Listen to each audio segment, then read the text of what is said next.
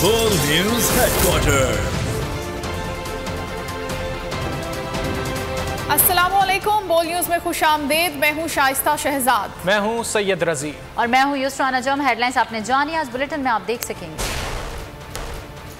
खान का खौफ,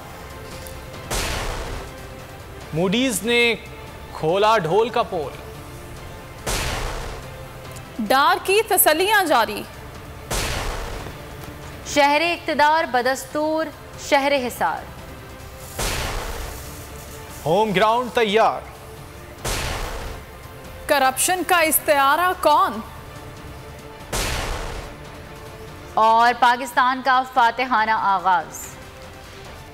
बुलेटिन का आगाज करेंगे अहम खबर से। बौखलाहट का शिकार शहबाज सरकार को इमरान खान की मकबूलियत खलने लगी। एक तरफ साइफर से इनकार भी करती है, दूसरी तरफ मुबैना ऑडियो लीक्स के जरिए चेयरमैन तहरीक इंसाफ की शोहरत को मुतासर करने की कोशिशें भी जारी हैं। वजीर आजम हाउस ने रिकॉर्ड इमरान खान की एक और मुबैना ऑडियो जारी कर दी है। बौखलाहट का शिकार शहबाज सरकार को इमरान खान की मकबूलियत खलने लगी है। इसी हवाले से बात कर लेते हैं। हमारे साथ मौजूद हैं सीनियर एंकर पर्सन और तजियाकार जमील फारूकी। जमील, एक और ऑडियो सामने आ गई है, रुक नहीं रहा ये सिलसिला, क्या कहेंगे? देखें, ये सिलसिला तो शायद अवाम को, पब्लिक को, पाकिस्तानियों को बेवकूफ़ बनाने के लिए जारी किया गया है। अब आप अंदाज़ा लगाएं कि मुल्क का वज़ीर आज़म एक प्रेस कॉन्फ्रेंस के दरमियान बाकायदा बरमला इस बात का इजहार कस्में उठा कर करता है कि हुकूमत का इससे कोई ताल्लुक नहीं है। भाई, तो अगर हुकूमत का इससे कोई ताल्लुक नहीं है तो कोई तो इसको रिलीज कर रहा है, कहीं से तो ये निकल रही है ना ऑडियोज। ऐसा तो नहीं है कि आसमान से अटक कर डार्क वेब के ऊपर इसको जो है सेल किया जा रहा है या इसकी बिडिंग हो रही है। तो इंतहाई अफसोसनाक है। किसी ना किसी को तो इसकी जिम्मेदारी लेनी पड़ेगी, इसकी तहकीकात करानी होगी कि कर कौन रहा है। रही बात इमरान खान साहब की, हम वो कोई जहनी पस्ती में घिरी हुई कौम है जो शैतान सिफ्ट लोगों के साथ मुकाबला करने के लिए किसी फरिश्ता सिफ्ट की आमद के मुंतजर है। और भाई, ये थर्ड वर्ल्ड की पॉलिटिक्स है। जमील, वजीर आजम कहते हैं कि अगर वो इसके पीछे होते तो उनकी ऑडियोज जो है वो लीक नहीं होती। बात उनकी किसी हद तक दुरुस्त है, बात उनकी किसी हद तक मंतकी नजर आती है, लेकिन ये भी तो सोचिए ना कि ये भी इसी मुल्क में होता है कि जब आप किसी चोर को कहें तो वो कहता है मैं चोर नहीं हूँ। बाज़ औक़ात ऐसा भी होता है कि जो इन्वॉल्व होता है सारी सिचुएशन के अंदर वो डिस्क्राइब ये कर रहा होता है कि मैं इन्वॉल्व नहीं हूँ। ये भी तो पाकिस्तान की सियासत का ही खासा है ना। तो इसको आप नेगेट नहीं कर सकते। हो सकता है वो दुरुस्त कह रहे हो, लेकिन वो जिम्मेदारी तो लें as a prime minister of the country, as a chief executive of the country के उनके होते हुए ये हो रहा है तो क्यों हो रहा है। हमारे मुल्क का प्राइम मिनिस्टर ऑफिस अगर सिक्योर नहीं है, चाहे ये माजी की ऑडियोज हैं या अभी की ऑडियोज हैं, बनी गाला की हैं या पीएम ऑफिस की हैं, कहीं की भी है, इनकी तहकीकात तो होनी चाहिए, इनकी इन्वेस्टिगेशन तो होनी चाहिए। कौन है जो बाहर बैठकर इसकी बिडिंग कर रहा है या पाकिस्तान में इसको हर हफ्ते में 3 दिन ये ऑडियो वीडियो का सिलसिला। आखिर ये हम एक न्यूक्लियर थर्ड वर्ल्ड कंट्री है, कोई मजाक तो नहीं है। हमारा पूरी दुनिया में मजाक बनकर रह गया और इससे बड़ी बात नहीं होगी। मैं आपसे पहले भी कह रहा था कि किसी भी सोसाइटी के अंदर अगर आपने कम्पीट करना है तो वहां के लोगों के लेवल पे आकर कम्पीट करना होगा। हमें इमरान खान के अंदर एक मोमिन फरिश्ता अमीरुल मोमिन तो चाहिए हम लोगों को, या हमारी लोग एक्सपेक्ट करते हैं, लेकिन आपकी डीलिंग किससे है? आप डील किससे कर रहे हैं? उस माफिया से डील कर रहे हैं जो साल से इस मुल्क के ऊपर रूल कर रहा है और आज भी कहता है कि सैलाब आया है तो क्यों आया। आज भी कहता है कि हॉर्स ट्रेडिंग को हम नहीं मानते लेकिन हम कर रहे हैं। तो भाई, इस हॉर्स ट्रेडिंग के आलूदा डर्टी बदबूदार निजाम के अंदर अगर कोई शख्स आए और वो पारसा बनकर बगैर हॉर्स ट्रेडिंग किए आपको प्राइम मिनिस्टर बन के दिखा दे, तो मैं तो कहता हूँ इससे बड़ा अचंभा कोई नहीं होगा।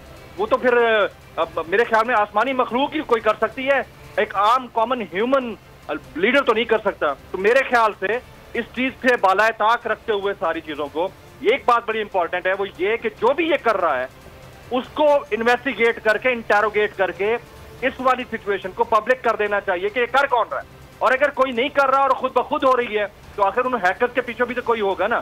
चार्ज फ्रेम करें, जो भी कर रहा है उसको एक्सपोज करें पब्लिक के आगे। ठीक है, जो भी ये ऑडियो लीक कर रहा, हकीकात होनी चाहिए और नाम सामने आना चाहिए आवाम के। हमारे साथ मौजूद थे सीनियर एंकर पर्सन और तजियाकार जमील फारूकी। बहुत शुक्रिया आपके वक्त का।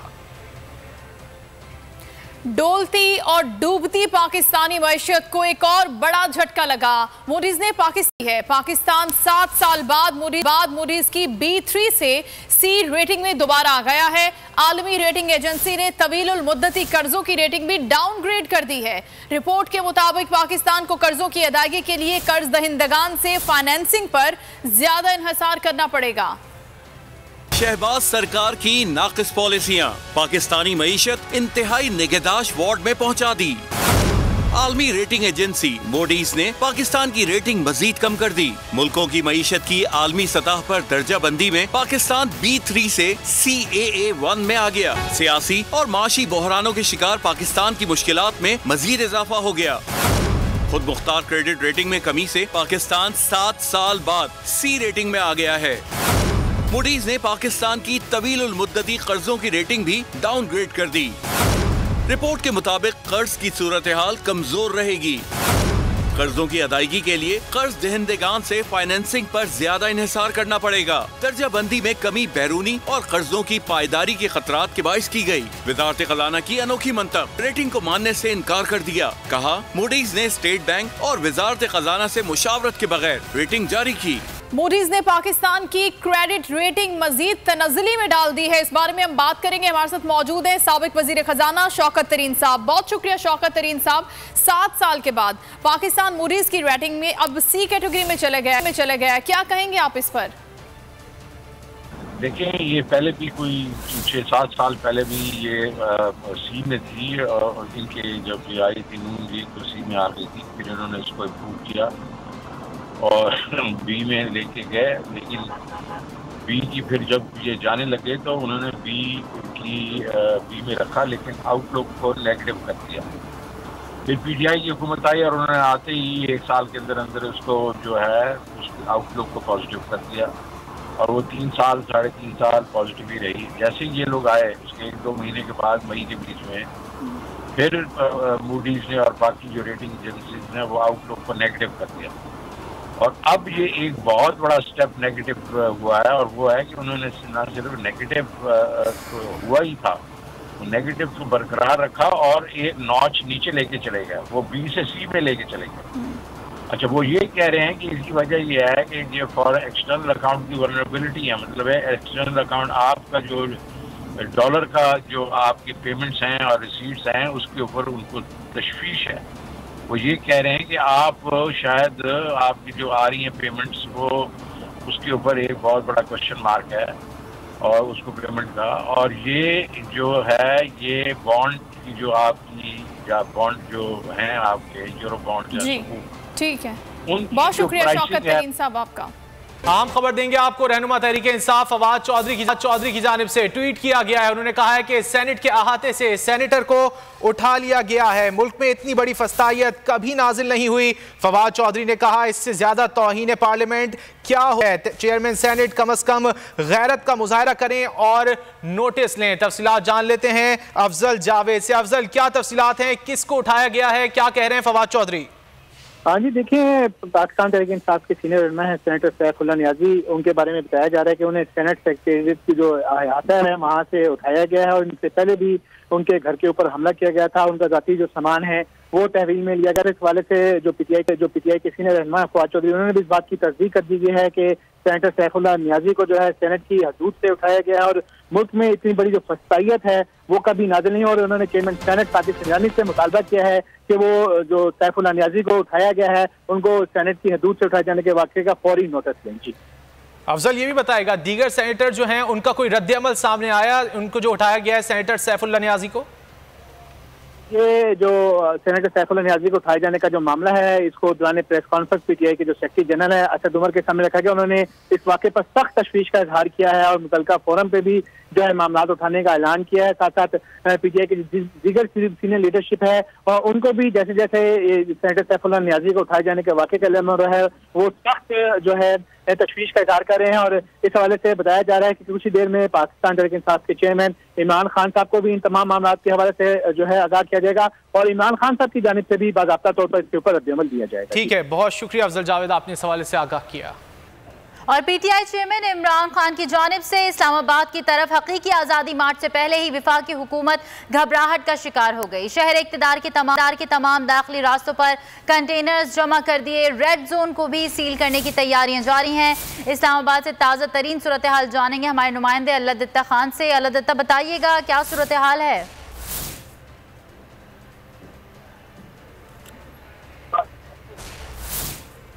इमरान खान की हकीकी आज़ादी मार्च से पहले ही वफाकी हुकूमत की घबराहट नज़र आ रही है। जितने भी इस्लामाबाद के दाखिली रास्ते हैं वहाँ पर कंटेनर पहुँचा दिए गए हैं। कन्वेंशन सेंटर के पास कंटेनर डंप किए जा रहे हैं और जबकि रेड जोन को महफूज बनाने के लिए सरीना चौक के पास भी कंटेनर जमा कर दिए गए हैं। और अगर नादरा चौक की बात की जाए तो ये कंटेनर्स के पहाड़ आपको नज़र आ रहे हैं और उसकी बैक साइड के ऊपर गेट भी लगाया जा रहा है डी चौक की तरह। डी चौक को तो पहले ही सील किया जा चुका है, जबकि अब नादरा चौक में भी गेट लगाया जा रहा है और ये इस जगह के ऊपर कंटेनर भी जमा किए जा चुके हैं।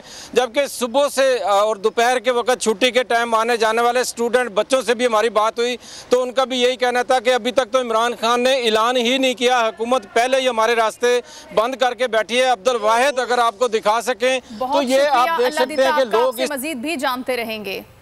और अब रुख करते हैं मियांवाली का। चेयरमैन पाकिस्तान तहरीक इंसाफ इमरान खान का आबाई शहर मियांवाली पार शो होगा। इमरान खान आज जलसे से खिताब करेंगे। इकबाल स्टेडियम में जलसे की तैयारियां मुकम्मल हैं और कारकुनान की आमद भी जारी है। कुछ देर बाद इमरान खान भी मियांवाली के लिए रवाना हो जाएंगे। बोल न्यूज़ के नुमाइंदा बिलाल खान यहाँ पर मौजूद हैं, इनसे जानते हैं तैयारियों के हवाले से।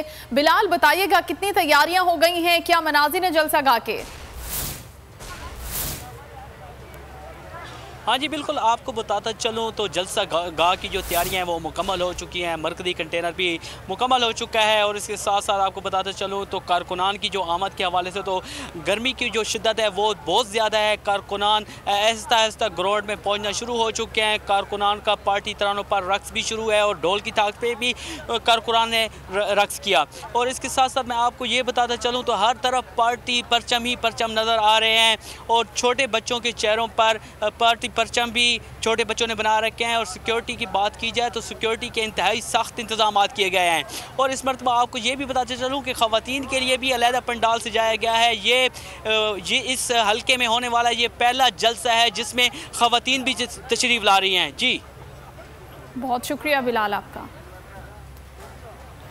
और सियासत के मैदान से रुख करेंगे खेल के मैदान का। पाकिस्तान ने सैफरी की T20 सीरीज का फातिहाना आगाज कर दिया। पहले मैच में बांग्लादेश को 21 रन से शिकस्त दे दी।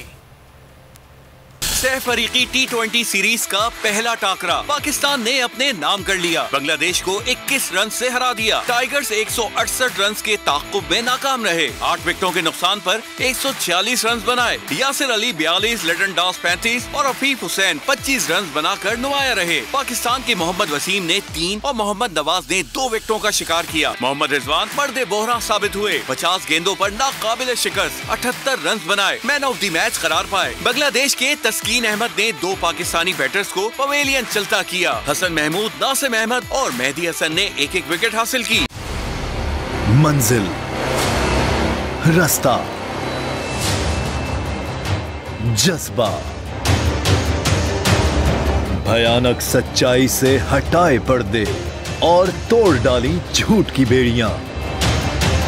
सलाखों से डरना कैसा जब चट्टानों ने पाला हो। इमरान खान बोल के साथ जुम्मे से इतवार रात 10 बजे सिर्फ बोल न्यूज पर।